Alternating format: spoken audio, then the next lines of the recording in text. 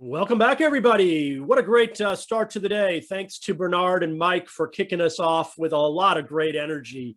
And we're going to keep it going here. So let me invite everybody to introduce themselves in the chat. Please drop in a little information about yourself. We love to get the energy going in the chat. Also, if you have questions for the panel today, please put them in the Q&A area. It's just to the left of the chat. It'll make it easy for our moderator and panelists to get to as many questions as we can. As I mentioned, this is our second panel of the day. We have 4 sessions today. Each one starts at the top of the hour and ends at 45 past to give you kind of 15 minutes between sessions to do whatever you need to do. Check on your kids, check some emails, make phone calls, etc. This topic for this panel is a really exciting one. We've seen a ton of growth in the mobile game industry. It doesn't seem to stop. So we're going to talk about what's next in creativity and innovation. And it is really my pleasure to introduce our panelists. Itamar Benedy, co-founder and CEO of Anzu. Welcome, Itamar. Hey, Ned, how are you? Great to have you here. And Brandon Cubillas, Head of Industry and App Gaming at Google. Welcome, Brandon. Thanks, Ned. Great to be here. Yeah, great to have you here. And Gabrielle Heyman, Head of Global Ad Sales, Zynga. Gabrielle, great to have you on the panel. Hi, Ned. Good to be here. Q Lee, President of GAMEVIL Com2 US. Q, great to have you. Hi, Ned. How are you? Thanks for having me. Yep. Of course. And Liz Waldeck, Pinckert, VP of Business Development, Supply North America and Europe. AdColony. That's quite a title, Liz. Welcome. Thank you for having me. Yep. And our moderator is none other than Chris Younger, President at Eisenberg. Chris, welcome. Thanks, Ned. Thank you. All right, I feel like Ned introduced us like a game show panel. So let's get ready for prizes and games. $10,000 pyramid. Let's get rolling. First question on the board is, all right, guys. Thank you everybody for your time today. We've got an exciting session to go. Ned kind of did some of your introductions. I was writing up your introduction, so felt like you got some of that out. I will say of the introductions, Brandon, you've been at Google for quite some time, and it shows because the first 10 searches in Google, you show up. However, in the images side, it's a professional soccer player. So just want to let you know, we want to fix the image side, but you are tracking on the Google side. But thanks everyone for coming That's Teofio Cubillas. Yeah, he outshines me. I need 15 more years in order to. Yeah, I need more years. You're ready to roll. All right, so let's get moving. I want a little opening note here, kind of on the session and panel here. So by the end of 2020, mobile game revenue is going to top over $76 billion. 12% increase from 2019. 2021, are we going to continue on that pace? That means that mobile gaming alone is generating more annual revenue than in the music and film industry combined. I think a statement that many know, but it still takes time always to have that sink on in. The idea that also there's going to be over 1 billion active 5G ready smartphones by the end of 2022. That means 21% of all active devices will be smartphone devices. That's a lot of access to a lot of gamers and a lot of experiences you can put through in the mobile area. So our session today is around what's next in creative and innovation around the mobile space. So let's jump right on in. I think having watched and listened to several of the panels, a lot of them paint the corners on topics that I think we're going to be talking about today. But the first one I want to get right into, and Brandon, I'd like to start with you perhaps, is in the area around compliance and governance. So for all this to really happen, for us to be creative and be innovative, how are we actually sticking to the compliance and governance and news that's going on around right now? Specifically in IDFAs, specifically in tracking. There's an old adage, right? If you can't track it, does it really count? Mobile's so performance oriented. And understanding kind of what's moving in the landscape, what's going on with the tracking side, high level POV. I know you only can speak at a high level note in some of this, but to kind of set that, and also welcome to talk about what's, 6 months ago, there was an idea that the sky is falling. I think sitting here today, we realized, all right, actually, you know what? some things actually are moving in ways that aren't, there's positives and negatives, but I want to set the table a little bit of learning of that. Any thoughts there, Brandon, out of the gate on that? Yeah, of course, happy to share. Certainly a very top of mind topic that I know everyone is acutely focused on trying to solve in their own right. And I'd say the other adage here is, you know, the only constant is change. And I think in this industry, that's something that we've all become very comfortable with, and taking risk and leaning into how quickly this industry evolves. And I feel confident, to your point, that there will be opportunities that come out of this. I think it's going to require us to continue to get through, and I'm speaking specifically to the IADFA piece right now, to get through this period of the dust still continuing to settle, what that's going to shake out and look like for every individual developer, how they're going to rely on channel data versus third-party attribution versus their own in-house modeling, and ultimately getting to a place where you can establish a source of truth. I think once we get through that, and I would actually say as we continue to go through that, we shouldn't neglect the opportunity that this affords us to test new things outside of how we've run out from them. By that I mean specifically on the media front, looking at things like in our world, that's AC, right? And I think, Chris, to your point earlier, if you can't track it, it doesn't exist or it's useless. To me, that's been a pain point. I feel like there's all this opportunity that we aren't able to capture, and this kind of untracked majority of users, particularly across the gaming realm, which has grown exponentially over this past year, that we aren't necessarily hitting in what we've been most restricted to from an attribution standpoint on our typical approach to running UA. So again, the priority needs to be to continue to work closely, and I say this as someone that works on Google, work closely with our partners to help navigate how are they thinking about measurement, and what are some additional solutions that we can bring to the table to help enable that and build that, knowing that that's going to look very unique for every partnership. And for us, that's looking at things like exploring the effectiveness of signed-in users across our platform, obviously in a way that's privacy compliant, but what more can we do to help tell that story and enable that measurement in a way that's directionally enabling our customers or our partners to have confidence in their buy-in moving forward.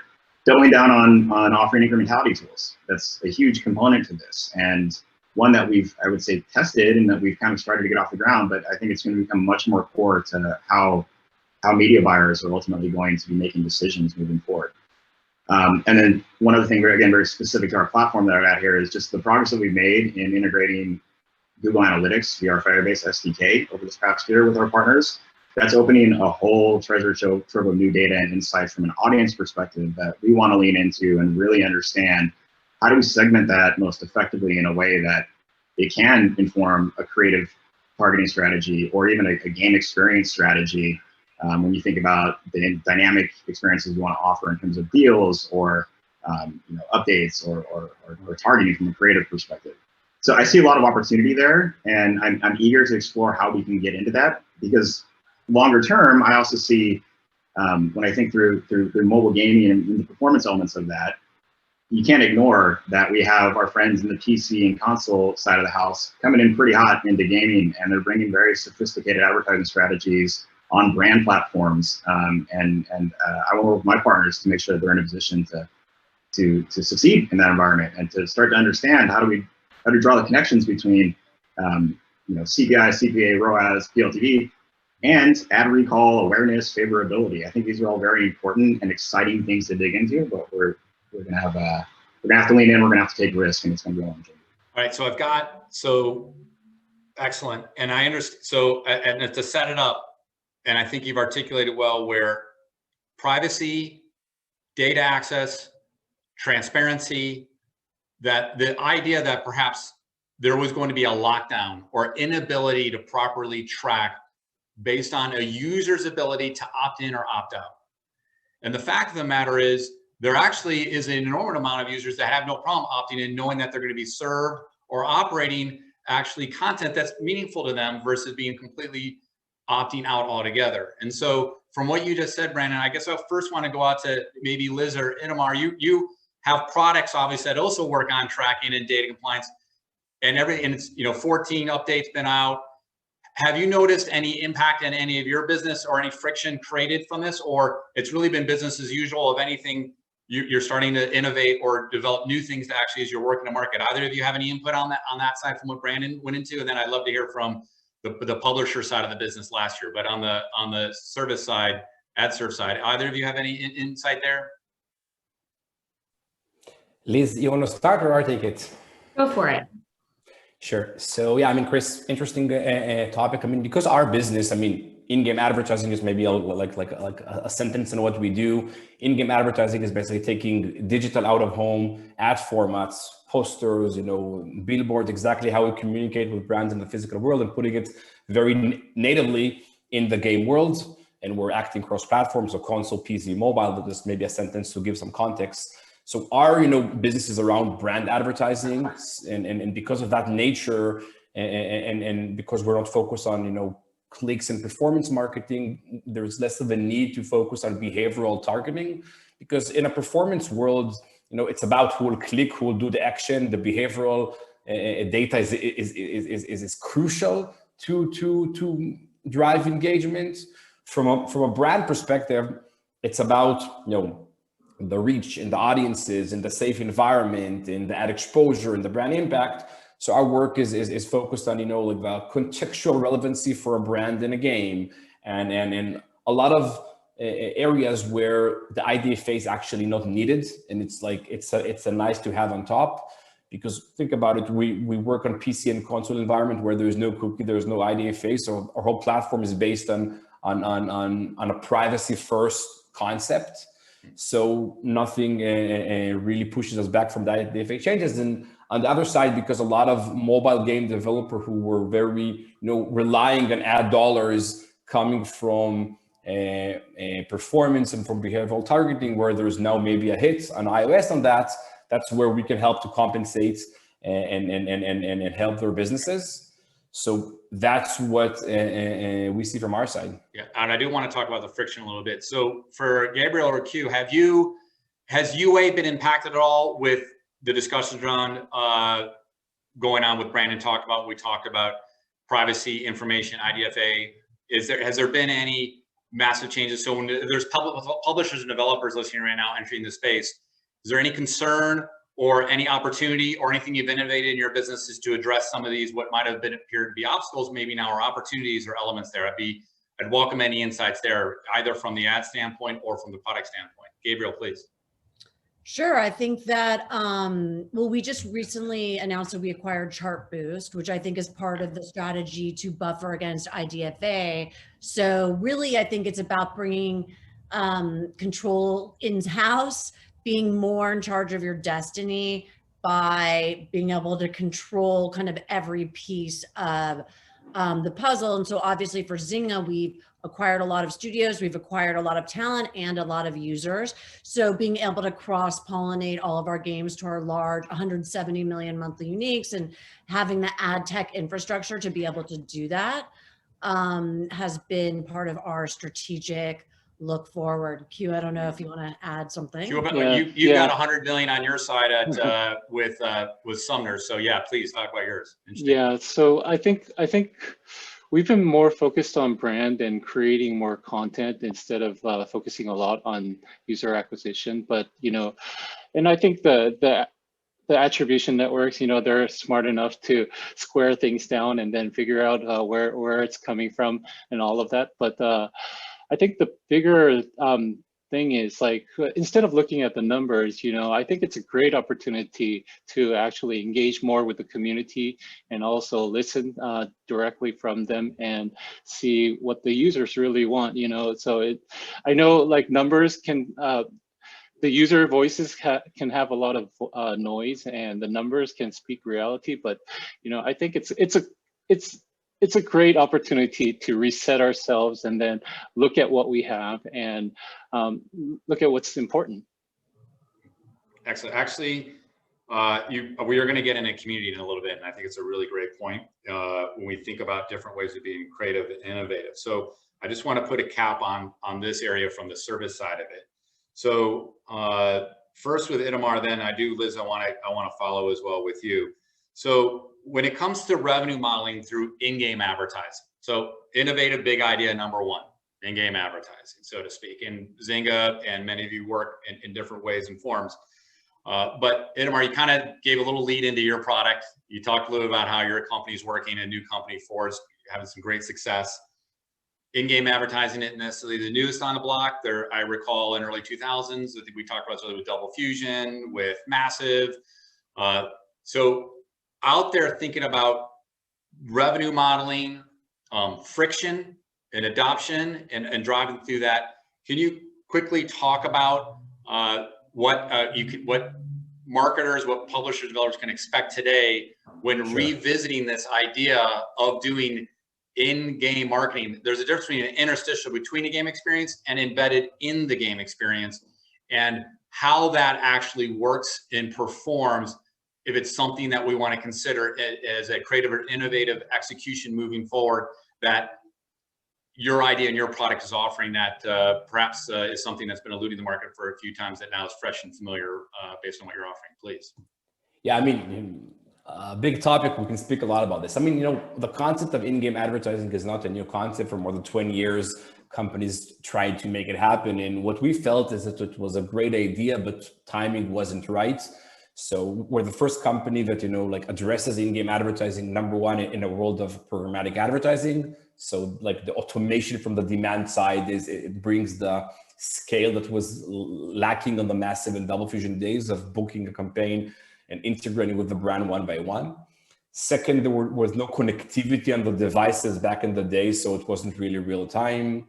The consolidation around game engine with Unreal, Unity, and others now make also the gaming side, the integration, much more smooth.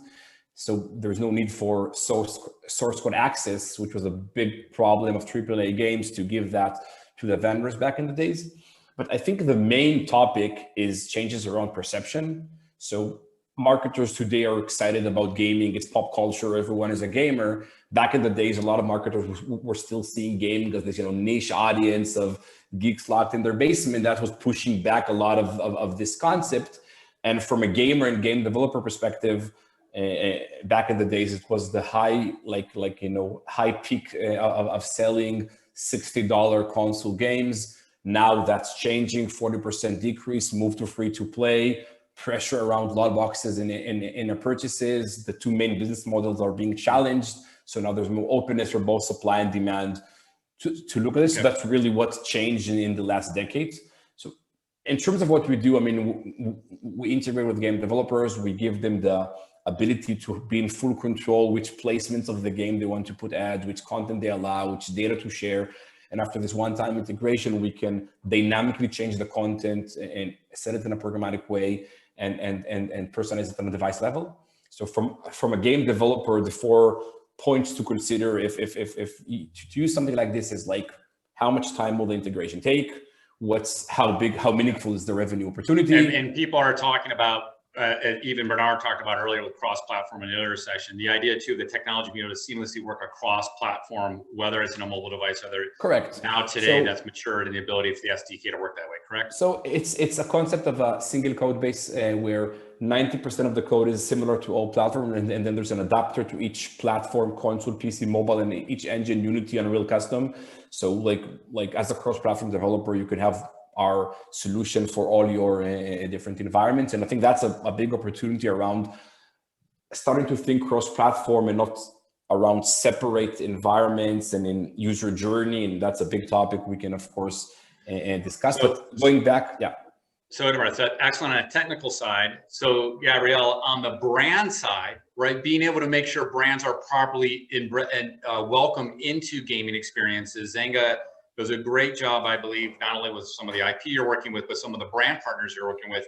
There also needs to have that real kind of authentic connection. And so when you're talking about innovating and providing creative platforms that your audience will appreciate in your brand partnerships, there's the technical solution, but there's also the strategic value behind that. And can you talk a little bit about how Zynga goes about the brand partners, or looking at partnerships in general that allow for a seamless kind of relationship between the gamer and those brands that are partnering with? I'd be curious.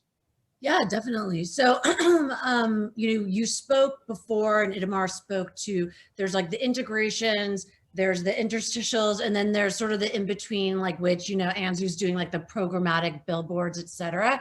I think that, where all of the money is in brand advertising really is in media. A lot of the times games get in this innovation bucket, and the innovation bucket is like the integrations, right? And so I guess what I just want to speak to is the fact that what's fascinating to me is everyone is like pretty interested in like CTV these days, et cetera. But the minority of streaming has advertising, and games have a lot of, great video opportunities. So brands, video is totally seamless. But in terms of truly integrating, like there's only so much you can do programmatically, right? Like to really customize into the fabric of a game, it is going to be a special custom integration. And our game studios actually love it because it's non-cannibalistic revenue, right? And it's not competing against like an ad unit that could be sold for performance or brand. And then within that, you need to be really authentic, of course. So, I mean, there's been we've done consumer insights, and like it's been published pretty broadly that gamers like real world items in their games, but you have to do it right. Like you don't want to force it down someone's throat. You need to have a value exchange. And so the whole thing about gaming, and we all should know this, is winning. Like your serotonin's being boosted, you're like getting stoked to win something. And so the key for brands is to play a part of that elation and to give something better than you might get just for playing the game on its own. Like have it be extra, have it be great. And then every game has a different audience, men, women, young, old, and a different look and feel. So just being bespoke, I think, is pretty important, and having a brand trust us to guide them. Those are our best partnerships. So in the Q, actually, I'm going to come to you real quick about winning in competition. But Liz, there also is a component, I think Gabrielle and Itamar touched on the bookends here, but when it comes to actually the place of ad networks and playing a role, what should publishers and developers expect with the relationship when working with these partners to achieve the type of performance? It looks like there's part an art and part a science, but coming together, there's still a human element involved here. It's not just completely automated, or is it? No, I don't think it's completely automated. I do think, we try to become a user within the game. And that's something that we try to do at AdColony, is push our team to actually play the games for at least an hour a day to guarantee that when you're recommending these ad placements, they're in the right place. Like, where do you feel that you want to be rewarded by being served an ad or seeing a video or a brand within the game itself? We always try to encourage and be as transparent and as honest as we can when it comes to certain ad placements. And that's something that we look at data for, as well as actually being a player ourselves. Have you ever served an AdColony video, any live event type of activity? Yeah, I was thinking right now as I was hearing you talk through your product, think about live streaming, esports events. The ad unit itself is actually a live event being streamed in it to cross tune over into. Has that ever taken place? I'm just curious. I don't think, usually it's user engaged, right? Like they usually have to go within the games itself and say, okay, now it's time to watch a rewarded video. But within our non-gaming content that we do have a small percentage of, we do have interstitial opportunities where it is that live streaming. So next area of innovation I want to get into is just that around streaming and content. Brandon and Q, I think I'd be interested in the dual perspective there. So Q, obviously with Summoner's War, you have an incredible audience. You're moving into competition. You've been developing esports. How important it is when the developer's working on the product and thinking about the audience and your audience. Sometimes stats have shown that more than half of them don't even really play the game, that they're watching and being very entertained to it. Building to a format that is streaming compatible, both not only as an entertainment property, but also as a competitive property. In thinking about what you've experienced and what maybe has evolved over in Summoner's War and what you've experienced, I'd be curious to any insights or thoughts when people apply and work into that space. I'd welcome that. Yeah, so when we first created Summoners War, we never even had esports in mind, but then I think it all of a sudden became a big trend, and we always had the World Arena where the players could compete against each other, but it wasn't really like streaming friendly in a lot of ways. So once we shot it on the screen, we had to figure out, oh, this is what the users would need to know. So we started adding like more spectator mode friendly, just to view on the mobile platform. I think that helped a lot when bringing it to the bigger screen where you could stream it on Twitch. I think we've been evolving, done tons of updates to make that more user friendly. And then like when we just launched our second game, Summoners War Lost Centuria, and for that game, we actually wanted more interaction with the users, and we added a TV button, on the right corner. And what you could do is go there, and then we're kind of like educating to the users that this is going to be an esports, and you can view other players play. You could bet on it, and then you could bet on the outcome of it. So we're kind of like, and it serves a lot of great purpose. We're teaching the user how to play the game. We're telling the users to go to the community, ask their friends, and then have a dialogue on like who's going to win that game, and so it helps our Discord community, and yeah, and everything circles back. And then I think by we haven't been streaming the content yet, but we're going to do tournaments pretty soon. And once the tournament starts,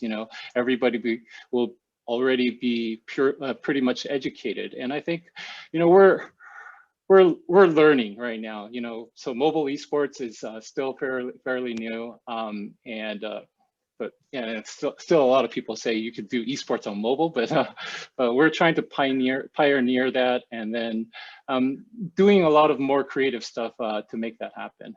Yeah, well, titles, cross-platform titles like Genshin Impact, Riot certainly starting to dive in with some of the mobile. Obviously, Blizzard, Zynga has done a lot of competition in Words with Friends. Though Bernard, I guess, only has a 72% loss ratio, so maybe he's not getting that dopamine in there. Brandon, on Google's side, when you're talking about streaming and video, obviously you have a big platform there, and thinking about brand building versus innovating through Google's tools. You kind of alluded to some products and development there. Where's the crosshairs for you when it comes to audience and innovating and video, as it's in the overall product suite and consideration? What are your thoughts on that space? Yeah, I mean, as you mentioned, it's clearly a huge bet for Google and YouTube and YouTube gaming. Yeah, I share the sentiment that being on the mobile side of the house, it has been a bit more of an uphill battle. And we've seen some pockets of success come up with some of the examples you mentioned. I think Supercell is another good one with the Flash League efforts that they put in. For me, I think the entry point is going to continue to be how do we lean into the expectations of the upcoming environment within mobile gaming, and specifically the media opportunities that exist there, and tell a more holistic story of how you can engage with your audience and segment those audiences effectively to give them a more dynamic and holistic experience. When we talk about this concept of share of time throughout their day, right? It's obviously been a very that concept has been disrupted pretty significantly this past year. So how do we keep that going? What are some things that are resonating where we see we can engage with our players across the medium spectrums that they're consuming? Obviously, in-game is one of those, but that's kind of all we're doing right now, largely in the mobile space. And when we think about the introduction of an opportunity to not only consume media and watch Let's Plays or streams, but also engage with those creators and those streamers. And I think YouTube is a tremendous opportunity to allow developers to enter into the driver's seat of creating that community, maintaining that space, and then cross-pollinating that with the community efforts that are taking place within game, and translating that so that when somebody's burned out on their game, they might want to take a more lean back experience and still be involved. All right, so the real quick note is great action in the chat. Please continue to share your LinkedIn profiles and questions and any QAs down below for the group, because we will get to it here towards the tail end. Mike Vorhaus was kind enough to mention the two hottest, most reoccurring notes in all the chats happening to date at the LA Games conference this past couple of days. And we've actually, for brought up both these topics and which one was more relative. One first is the metaverse. The second is probably not to be named yet, kind of like Voldemort, but we'll go there a little bit later. I'll let those guess. I think everyone knows what that's going to be. But on the metaverse side, so whether it's metaverse, transmedia, the idea of building IP, Q, when you're dealing with IP development like you're dealing with, you're starting, I noticed, to move into other forms of value. The IP goes on beyond just the gaming experience. And Gabrielle, I'd welcome some fast follow notes from you on this as well. Is that part of your playbook? And how are you measuring it? Yeah, it was never part of our plan, but the biggest change is that we've been switching. We switched, as mentioned before, the game is not a product anymore. It's a service. We've been running Summoner's War game for like 7 years. After you play for a while, the game may feel repetitive. We keep on changing the meta to keep the users engaged. And you have to ask yourself, why not provide something else? Why not change the whole game? The fans really want more. And I think as a company, we should be more focused around the customer experience. If they want us to be a comic book company, we become a comic book company for them. If they want us to be a TV show company, then we create a TV show for them.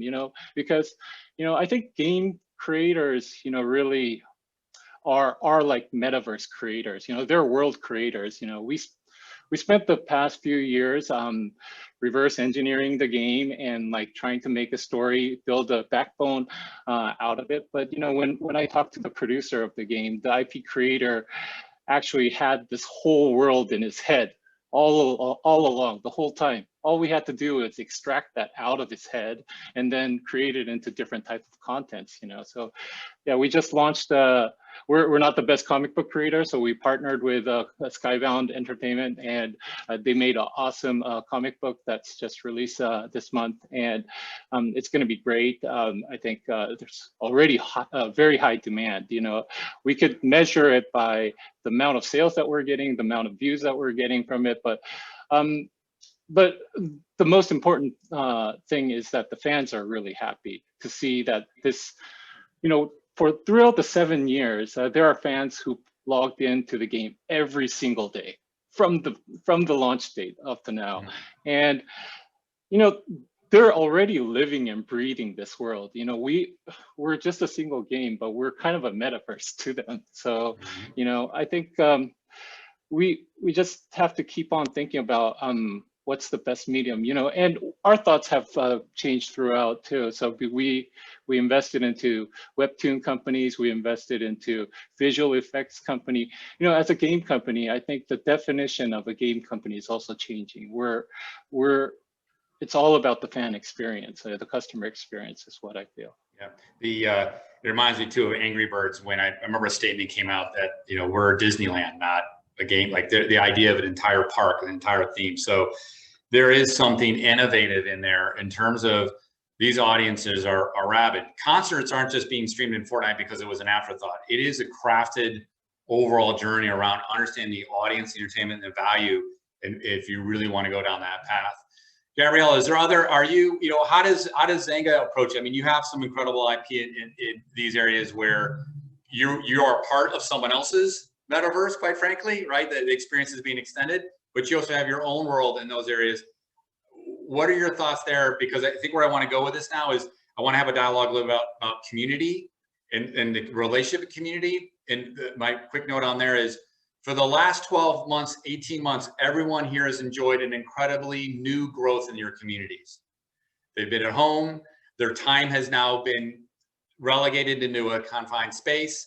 They're looking for ways to outlet their energy. Gaming has been an incredible outsource for that. And it has more, maybe part and parcel to do with great games that are being made and opportunities and journey, but also the great friends and family and community that you're spending time with.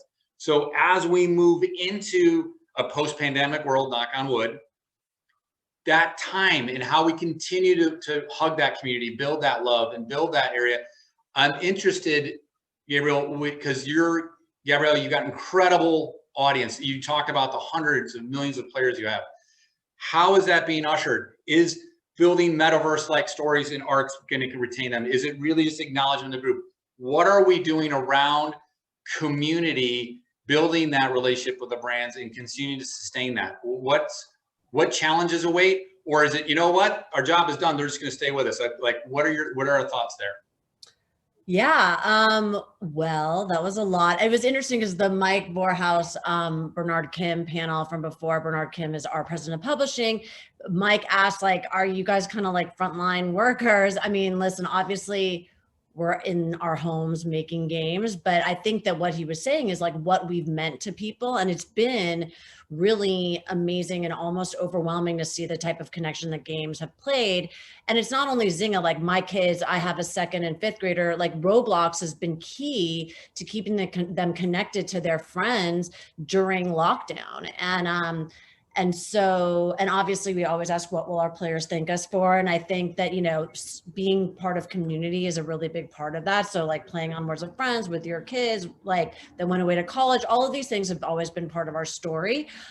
It's also like what jumps into the zeitgeist of the moment. So Chris and I were talking about one of our games, High Heels. Bernard also mentioned we acquired a studio called Waldeck in the past year. They're based in Turkey. They make hyper casual games. It has been so cool to work with them. They are just unbelievably fast.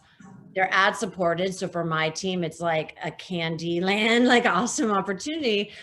So one of the games that really went viral recently was High Heels. And it's a game where it's like, I think it's categorized as a racer game, but it's actually you're going down a runway and you're getting higher and higher in your heels. And it went viral on TikTok and it was on the top of the free app charts for like several weeks. And I think what captured the imagination of the community on TikTok is like the characters in the game. So, you know, it's LGBTQ friendly, like you've got guys with the heels, you've got girls with the heels, you've got like different body types, larger, smaller, different skin colors, you know, brown, white, everything in between. And so you see yourself represented in the game, you're going to embrace it and you're going to, you know, share it with your friends. So even though it's like this hyper casual game with a large ad load, as it were, like people don't mind that because they're getting so much joy and that's the value exchange. So it's been fun to watch. Thanks for mentioning diversity, inclusion, and belonging and the dynamics. I know all of us are improving and at Zynga, actually developing games with that in mind and the intention of that. I really think it's a huge topic. I know that was an earlier panel in an organization and just how company and culture works, but living and breathing that in the game environment, I think is also a very relevant topic. Okay, I want to go to a few of the questions real quick just to make sure these are being addressed. So I'm going to quarterback it out here. Let me know if anyone wants to catch it. First one out is, where do you see the strongest brand relationship emerging? Directly with the gamers as content creators, the teams as sponsors, the leagues, or integrated to platforms themselves, all of Fortnite? All of the above is not a suitable answer. Anyone have a PO? Yeah, I can. Yeah, I go can ahead. take it. I mean, you know, gaming and esports, right, is very popular, and brands get excited. So now brands invest in esport teams and esport leagues, sponsor it, and there's a lot of ways to, you know, to interact in this regard. I mean, so for example, you can sponsor an esport team, similar to like a sponsorship in the sport world. And so I think there's a lot of, you know, opportunities, and brands are now at the point where they understand they want to do something in gaming. Gaming is a wide definition, and they're a bit lost of how to navigate that. And a lot of where we're coming from is just to make it very accessible and affordable. Because today, to partner with game developers and with platform, it's a heavy integration, it's a bespoke, it can it can give an amazing outcome. I mean, the Nike Air Jordan Fortnite, but not a lot of brands and not a lot of games have the resources and the budget to do something like that. So our approach was, first, let's make it accessible and affordable. Let's bring the advertising standards to be able to communicate with gamers globally. And then as brands get excited and are in a position to now allocate significant budgets, now there is a room for all these more of like heavier integrations. So it's like it's a way to help brands, you know, do the first steps in the space and have data to back up decisions and have data like, you know, crunched in how they're using to measure these kind of activities. So I think so your answer is in the platforms. I think is where you're going with it based on how your product operates and the belief. And that makes sense. Also that's like opens a whole new topic. Maybe we will not open it now. Yeah, but we're trying to make it accessible to communicate with the games in a very easy way. You can also, you know, and partner with the platform directly. But that is a more heavier integration. So Q, real quick question for you that came in. I think the question, if I understand correctly, is, and I've had this question a lot around esports, you know, looking at esports as a way of retaining existing users versus perhaps looking at esports as a way to find new users. In your POV, which side of the fence does it mainly sit on from your experience or when you're exploring esports? Yeah, we played around with it a lot too, because like some of the events we made it more user care focused. Some of the events we made it more streaming focused, and we're kind of like tuning where it was. But what we learned is that our game is so hardcore that it you know, once the first time users watching the game, you don't understand what's going on. I think if it was a word with friends, it would be completely different. But you know, for our game, nobody understands the game except for our own users. So our definition, I would say it's a case by case. But when it comes to more hardcore games like this, you know, we definitely feel like this is a more user caring event. But we do get a lot of love from the platforms that, you know, like Google Play has been a great sponsor for our events. And, you know, we get more exposure on the App Store every time we do these type of esports events too. And, you know, we kind of want both of it, but the reality for our game is that it's more user focused. Totally get it. Makes complete sense, and I think that is the right way to look at it. All right, so we're I know we're at a couple minutes here. I did want to give a chance, you know, on community. Brandon, I know we were having a little chat earlier. We were talking about community and the value of that, and just I think just more top line at Google. I love a final note on the value of community and how to think about it. And when I think about community, I think about it in two ways. There's the owned community, and then there's the earned community, call it the influencers, and understand how that fabric works together, or just the value of thinking about continue to innovate or be creative in that space about how that ecosystem works. Any quick thoughts there, Brandon? Yeah, I think it kind of goes back to what I was covering is you're selling yourself short if you're only integrating community features within your game, or you're only starting to enable, you know, consider multiplayer and components to that. The full value can really be realized when you're maintaining that environment outside of the game, and that's not something that I've seen a lot of mobile developers do successfully. I see that as an opportunity that goes hand in hand with the metaverse discussion that we were just having. Right? You have this great data about your users, and you're intertwining and connecting different audience segments in very different ways. How do we translate that into really owning that platform and creating that space? And incentivizing folks to also, you know, create more UGC and ultimately kind of just build the coverage that you're able to offer across the game itself. So I think that takes time, but I certainly believe that that should be a primary focus area for every developer coming out of okay. Cool. I like as we're coming home here. I know Ned's going to cut us off in about two minutes. Thanks everyone for the questions up there. I noticed the UA one. I think we were addressing that earlier, along with the IDFA for the group chat.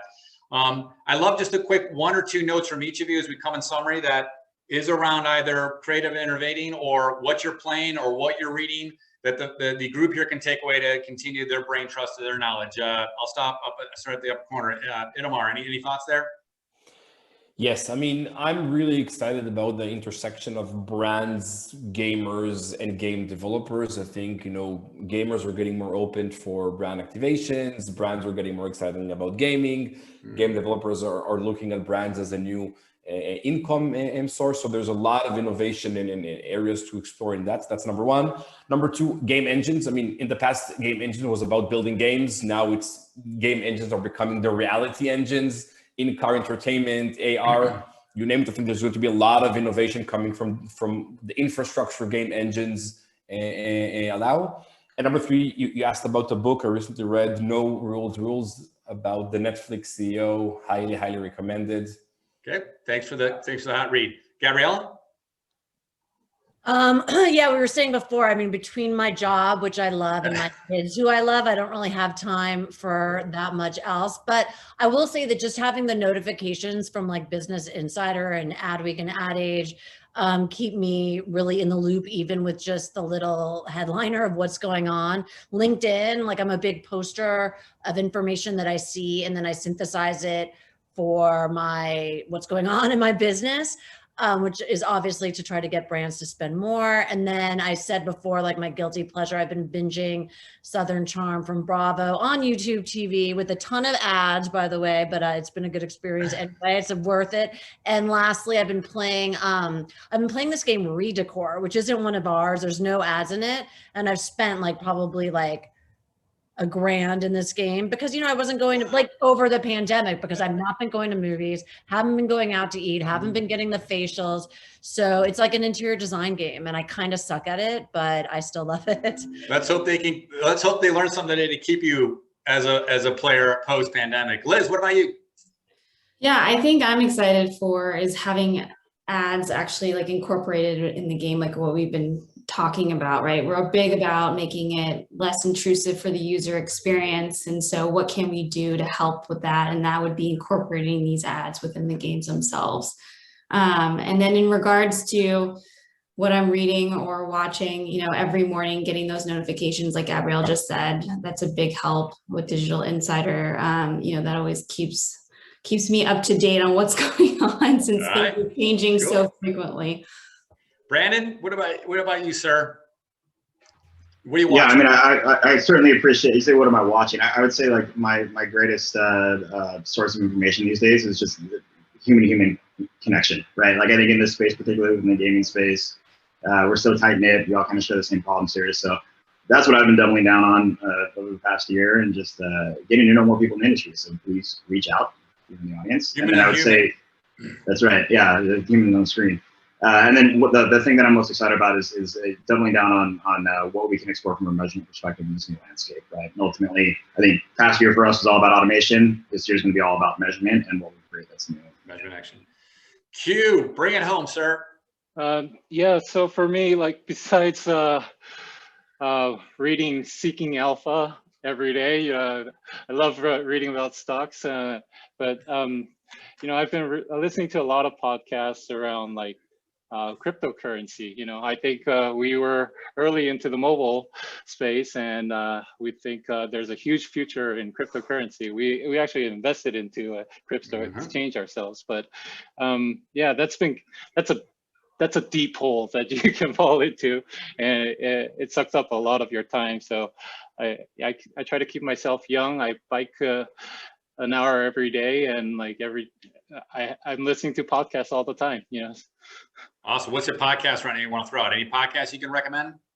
There's a lot of, there's obvious ones like A to Z, and there's a lot of podcasts around crypto mining too, and yeah, there's tons of it. I just pick whatever I want in the morning, and then jump on it. Yeah. Awesome. Ned, is there anything else you want us to cover off on, or we want to make sure we're mindful of time? Chris, I want to hear what you're reading, what you're doing. Let's hear yours. The Soulful Art of Persuasion, just recommended to me by my colleague Bill Buckley. Level 30 in Outriders, trying to finish that game off, trying to maximize my weapons, and the big area we're leaning in a lot as an agency and brands is trying to continue to build that continuity of accountability between paid, owned, and earned. Really trying. Most clients have harnessed big data, most of them. Most now I've got the tools, AdTech and MarTech, to actually aggregate it and get a report done to get an insight around the media as a vertical. We're most focused right now on trends. What are the actionable trends that come post-learning as well as future learning? So creating engagement, creating experiences, a lot of heavy lifting, a lot of smart brains you need on that. But I think it stitches together everything that everyone's been talking about right now. It is a forever assignment. I think Bernard said it best. He said we've gone from a forever franchise to forever improvement. So I think we're all forever trying to improve it as well. So to give another shout out to our Zynga. Lifelong learners. Keep up the good work, everybody. Thank you, Itamar, Brandon, Gabrielle, Liz, Q, Chris. Really appreciate it. Thanks. Absolutely. And join us at the top of the hour. We have a panel focused on some of the top companies working in the Asia market. And so some of these same themes, I think, will transfer over into that discussion as well. So we'll see you in about 10 minutes. Thanks again, everybody. Yep. Bye.